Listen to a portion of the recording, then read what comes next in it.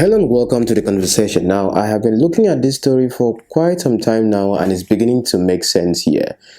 At the end of this video, we are going to be answering a couple of questions. One is, why was the autopsy done so fast by the police? Number one. Number two as well is, there have been questions about the blood that was found at the time of his body being exhumed for autopsy. Why was there fresh blood there like some people would say? We are going to be answering that question. But first of all, let's go back to the beginning of this conversation. You see, the story that came out as at 12th of September on Instablog reporting about this death said it was an ear infection. Let me read it for you now as we correlate it to what the hospital is now saying about his death, because it begins to add up now and you will see that there is something fishy about this whole story. And I'm reading right now where the story itself came out from. So it says here, singer Mohbad reportedly passes away of ear infection. Even that now is now becoming very questionable. According to Pulse NG, Instablog is reporting from another report. Sources from the singer's team, note team, revealed that he took a trip to the hospital for treatment, after which he was administered an injection. Remember, he went there for treatment after he was administered an injection. So while he went there for treatment, he was administered an injection over there. Remember the story that came out in this video that was talking about his death? Have that at the back of your mind, because I believe if you're watching this story now, I like talking about things very late. That means you have gathered all your information from all the videos you've watched. So you are now watching me more informed. So according to them, Mohbad passed away shortly after the injection and unfortunately did not wake up. This revelation is coming minutes after it was reported that the singer passed to the great beyond. So Instablog is saying that he went there on his own with the team, I would say, right? Or did he go there on his own without the team? But we saw a video of his death being announced in the car. Now, those who were announcing his death, at least you could see three people. One was towards the window, the one that is dreaded, which of course you have been hearing stories about him, especially from very dark black man, and then a couple of other people on the internet. Then the person that was holding the phone and then crying that, oh, Mohbad is dead. Now, even in that video, you have seen it yourself. You could see that to a great extent as well. Probably there was still life there. But you have to ask yourself a question. At the point of that video being taken, was it before going to the hospital or after they have left the hospital?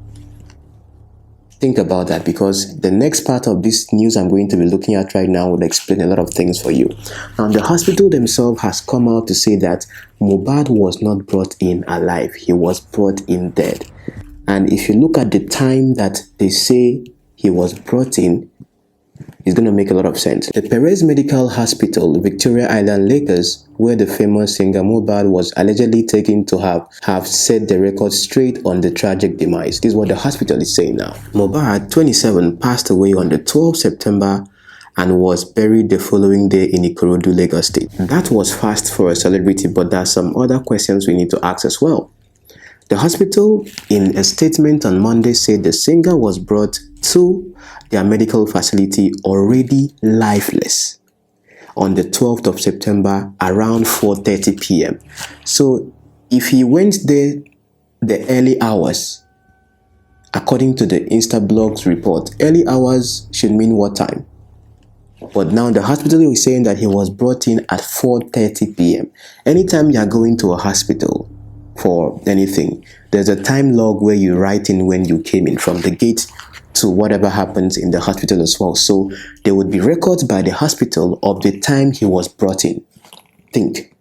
Okay, so there has to be something going on somewhere, but let's continue. The statement partly reads, the attention of the management of Perez Medical Hospital has been drawn to the misleading and false information circulated on social media platform that Mr.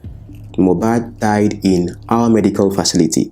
We consider it pertinent to put on record that at about 4:30 p.m. on the 12th of September 2023, the lifeless body of Mohbad was brought to our facility and our medical team immediately sprang into action.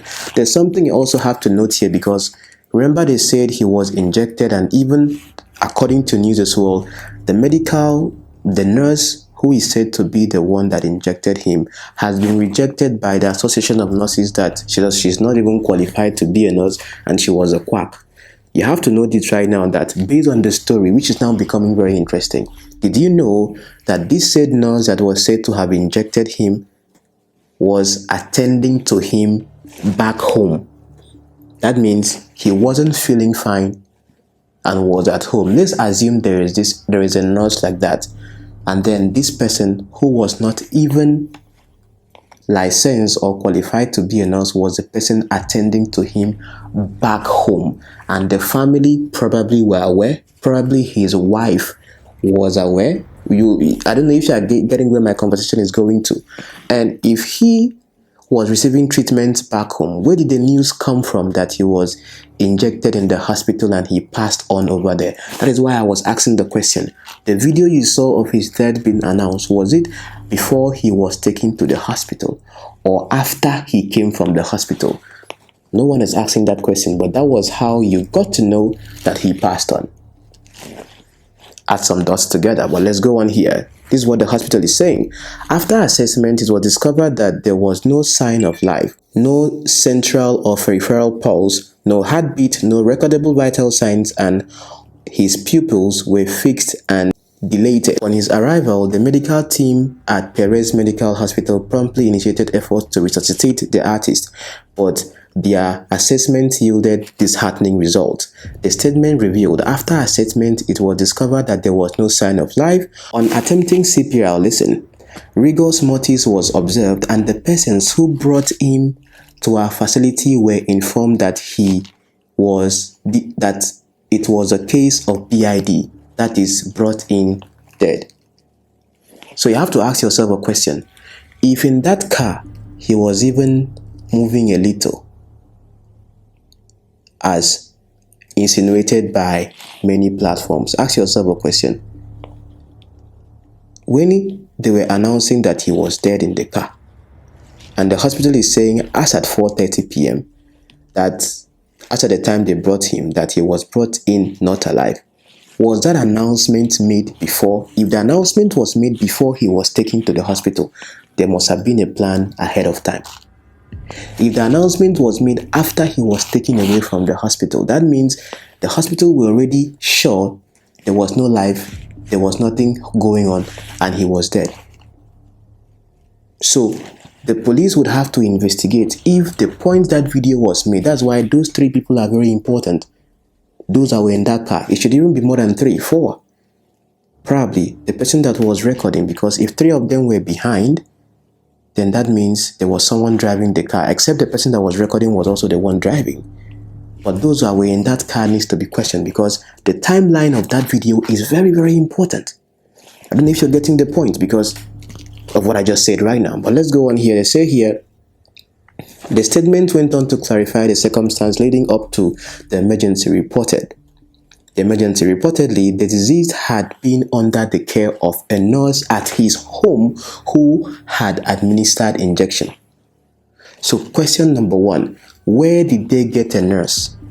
Let's assume there was a nurse. Where did they get the nurse that was taking care of him at his home? Who brought the nurse? If the nurse has been rejected as a quack, because like it's been reported she's been arrested, who brought in the nurse? Because when it comes to if he was intentionally killed, then whoever brought in the nurse, if he was intentionally killed, this can only be done to a great extent willfully. I'm not saying that qualified nurses cannot be engaged in this, but if a qualified nurse would think of their license, think of a whole lot of things before they decide to be engaged in doing such a practice. So if a quack nurse was brought in to be the one administering medical care to him, where was that nurse affiliated to? Which hospital? Because this hospital right now has denied their affiliation with the nurse. The nurse is not even their staff. I don't know if you're getting this. That's why the family, and I said this in my previous video, and I see some miscreants coming in the comment and telling me I don't know what I'm talking about. You see, the reason why sometimes I like coming late to conversations is because I like to see all the facts coming out. And now it's beginning to make sense. The hospital is saying, no, the nurse is not even our nurse. Who brought in the nurse? Which hospital is this particular quack nurse affiliated to? And the family are even aware, because come on, if he was being treated in his home, was a nurse coming every day? Was it something that was happening over a period of time? Or the nurse came that day, administered injection that day, and then they had to now take him to the hospital? And the hospital are saying that he came in not alive. So at what point did all of these things happen? Information is very important, and pertinent questions need to be asked, because now it's beginning to add up. Now, Perez Medical Hospital said it's recommended that Mohbad's body be transferred to the nearest government hospital for preservation in the morgue. They also emphasized that Mohbad was not a patient in their facility and had never been admitted at any point in time, because the hospital will also have to protect their brand as a hospital, because it will affect their future operations as well. Think about that. Furthermore, it was stated that the nurse who had been administering treatment at the singer's residence was confirmed not to be affiliated with Perez Medical Center. Think about that. So the nurse had been, that means she has not been going there just once, several times. So where was the nurse from? Think about that. Who brought in the nurse? Was it Mohbad himself that recruited the nurse? So if there was a plan to end him for whatever reason, those who would be doing that are those closest to him. Very important. And those that were in that car, they know. I don't know if you understand. That's why if fingers are pointing on the wife and telling her to do DNA and all that, remember the recording that came out of him when he was talking to the wife. In fact, a post was made from his official Instagram handle, the point of which he passed on, and even asking for privacy based on the situation. Who is the one holding his phone, having access to his phone? He shares, if you listen to that particular audio conversation between he and the wife, he shares the iCloud with his wife or the said girlfriend. So the wife would know more details. Now, if we all are looking at Naira Marley, Sam Larry, I know someone will say now that I have been paid. But the thing is that if everybody is going like this, it's okay that there has to be some people going like this.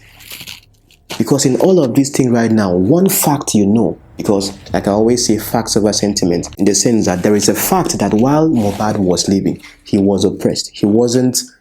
Life was more like a living hell to him. He was cancelled to a great extent, especially when he wants to have shows and then his former record label are being called and they still get to deny him and maybe say some things about him. His PR wasn't going well, especially because of where he came from.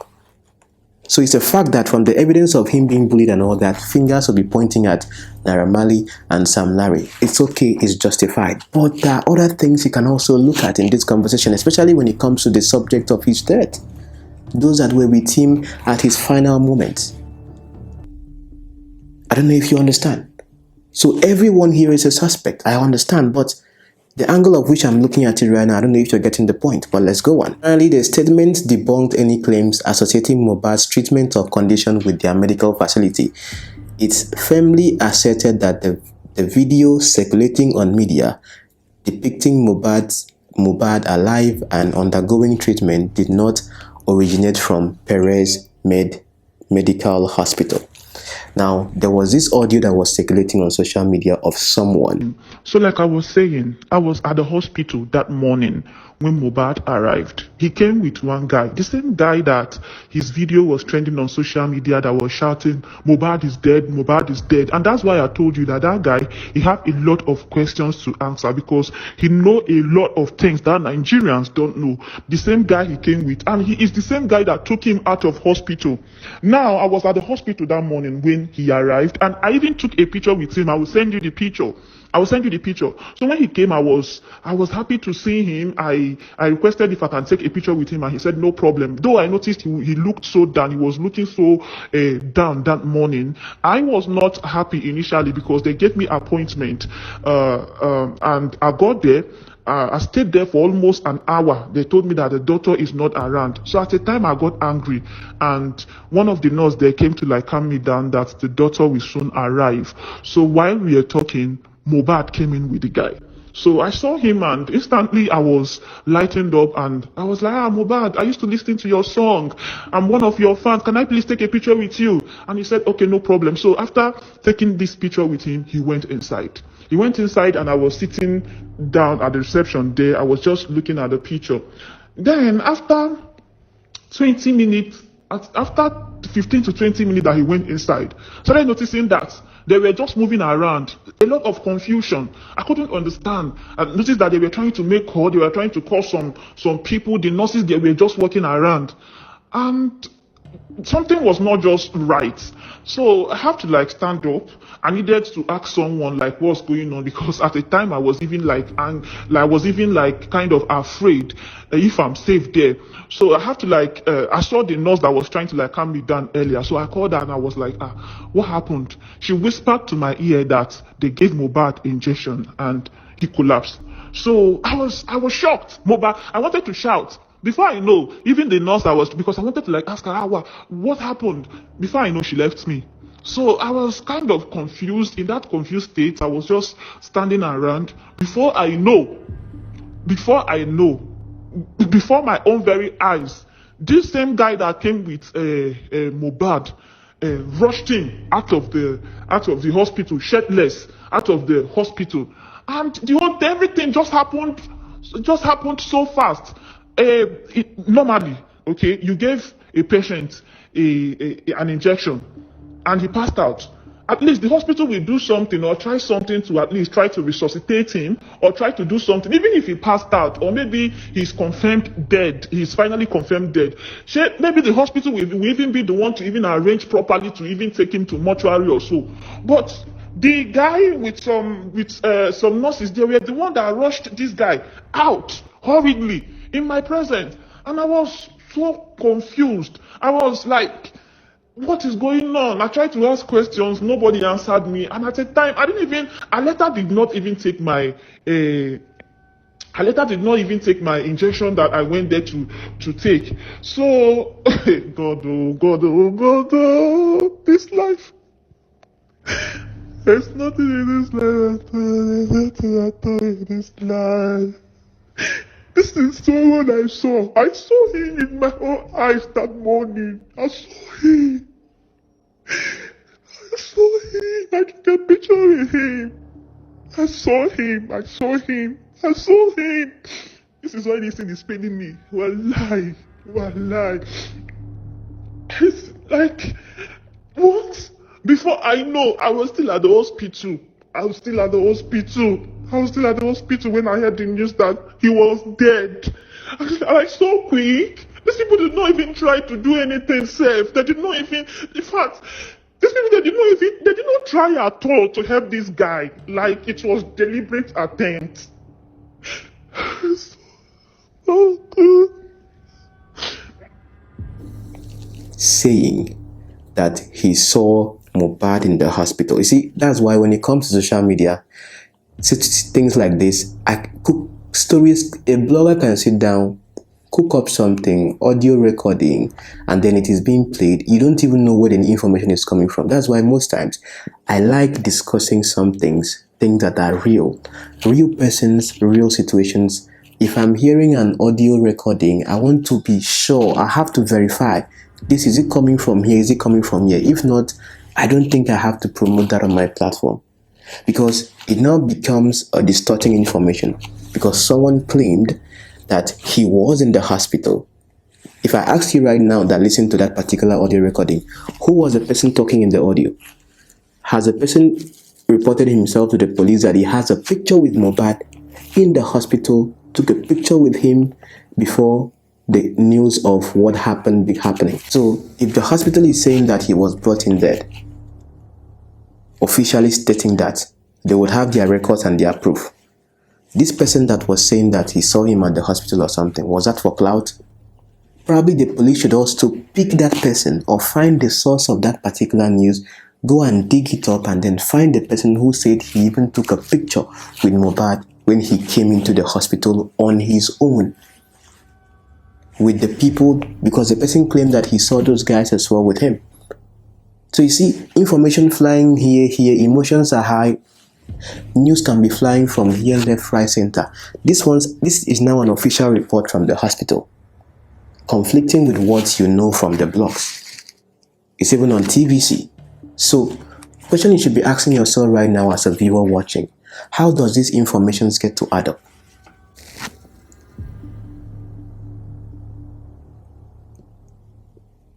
Anyway, talking about the fresh blood, this is what the doctor had to say. Heads up, guys. Today's post is going to be morbid, unfortunately. However, I think it will help provide some insight into the possible explanation for why it has been reported that fresh blood was seen inside of Mohbad's coffin during the exhumation of his body for autopsy yesterday. You see, when a person dies, their circulatory system, which pumps and carries blood around the body, is brought to an immediate halt, after which the blood in the vessel starts to clot slowly, and subsequently, in about 6 to 8 hours time, everything moves under the force of gravity to settle in the body parts that are closest to the ground at the time of death. This pooling of blood is one of the major stages of death, and we call it livor mortis. Now, I want you to understand that as this pooling and clotting of blood is happening, the other stages of death are also going on simultaneously, but at different speeds. And yes, decomposition starts internally right from day one, but you won't notice it until around 2 to 5 days later, when the body swells and becomes very bloated. By this time, majority of the internal organs, including the clotted blood and its vessels, would have undergone sufficient decomposition to turn to liquid form, which is usually black or coffee brown in color. Eventually, as the corpse gets more bloated, the pressure inside forces the liquid or fluid to begin to ooze out of their nostrils, mouth, or anywhere else where there is an opening, especially when the body is being moved or lifted. So, personally, I suspect strongly that that was what may have happened on the day of exhumation, because it is very unlikely for that fluid to be fresh blood. So now it's important, like I played for you the videos now, you listen to experts. I'm not an expert in everything. There are some things I would say, okay, probably when it comes to, let's say, a religious conversation, I would say, oh, okay, George likes talking about pastor stuff or church stuff. Okay, this one here, he knows because he get, but it's not everything that I would know. So the ones I don't know, I will listen to experts who know more. I've not been a doctor before. I've gotten thousands of followers from Africa, specifically Nigeria, who have commented many times on my posts about, performing autopsies because there is a very popular rapper there named Mohbad, and I don't know if I pronounced that correctly, but he died, and there's some questions around his death. So I've had people ask me about autopsy, but I've also had a lot of people say that, we're sad that he has to suffer, that he has to go through this. This is terrible. And I want to say that I don't really see it as a procedure of suffering. And so I want to explain exactly what happens without too much detail. What is an autopsy? So autopsies can come in different forms. The first is really what's called an external examination, where you don't even open the body. You just look at the body, you describe it, you describe things that are like identifying features such as eye color, hair length, presence of tattoos or piercings, the clothing they were wearing, and any presence of injury. And then a lot of times, most times, you will also draw toxicology. What that means is you take fluid from the eyes, sometimes the vitreous fluid, you'll draw blood and maybe even urine, and you send that to a toxicology company to see if they can find any substances in there that shouldn't be there. All autopsies have the external exam portion, regardless of how much more you do after that. And during that portion, usually there are photographs taken for the record to document the evidence. Now, at that point, you can choose to do a partial autopsy or a full autopsy. So a partial autopsy is one that is focused on a certain area of the body. So very commonly, what I might see is somebody who, let's say they come to the ER in chest pain, they die, and we know that the cause of death is most likely in the chest. It's going to be related to the heart, the blood vessels, or the lungs, typically. So sometimes we can do it as a partial, particularly if there is a strong objection by the family to continue to do more. Okay, but for the most part, a partial will be chest or chest and abdomen organs, or sometimes it can be just the head if the cause of death is apparently just in the head. Now, those would be partial autopsies. Those are not as common as the full autopsy. The full autopsy is the surgical portion of the exam. So an examination involving organs of the head, neck, chest, abdomen, and pelvis, and any other area of the body that needs to be looked at in order to arrive at the cause of death. So ultimately, the goal of the pathologist is to arrive at the cause of death. And the cause of death is a specific diagnosis. So that would be something like heart attack, pulmonary embolism, ruptured brain aneurysm. It would be like something like electrocution or drowning or a gunshot wound or a stab wound or poisoning. So those are all specifics. But we also have to assign the manner of death. And the manner of death is a category. So that can be one of 5 things. In the United States, we usually have 5. There's sometimes a 6th category. But we have accidental deaths, natural deaths, suicide, homicide, and then when no manner can be settled upon, there is an undetermined category. There's also in some states a 6th category, which is deaths occurring during a medical procedure or due to therapy, that type of thing. That's not one that is in my state, so I don't use that. But that is the main way that we categorize those. So what exactly are the concerns for people who are objecting to autopsy? So the main objection is a religious one usually, and that those individuals, either it is dictated by their religion to not touch the body, or it is simply viewed as a type of desecration. But that's, I think, because there is some misconception about what we do. What we do is actually quite precise. It is surgical, and it is done in a way that is meant to preserve the integrity of the body, but when we have to do the examination. I mean, I would prefer that nobody have to have one. But there are times when the autopsy is necessary. It is a process of discovery. So you have to understand that the autopsy is sometimes the only way that we can discover what happened. And so to have a licensed medical professional do that it is the best possible way to determine how someone died. Now, when it comes to religious beliefs, I personally, in my practice, I respect the wishes of those religious beliefs, but sometimes the law does override that in terms of if you have a case that is a murder case or a potential murder case, you can't simply object to autopsy. It has to be done in order to confirm the details of that. But for the most part, we do try to not do autopsies if we don't, if the family doesn't want it. But you see right now, with this conflicting information, that leaves you at a limbo. Now, 𝐲𝐵RG made a post and was asking for if anyone has evidences or this and this, they should come and report. With all the news that have been circulating on social media, they're still looking for reports. Yes, of course, they will still have to look for official statements, official reports. Do you know why? Because, for example, the person that said that he saw Mohbad in the hospital and took pictures with him, go to the police and go and report with your evidence. Because that alone itself is going to counter what the hospital has said, that he was brought in dead. Now, you don't know who was the person that said that. The person has not come out to say that, but I saw Mohbad in the hospital. I took pictures with him. I saw when he came in.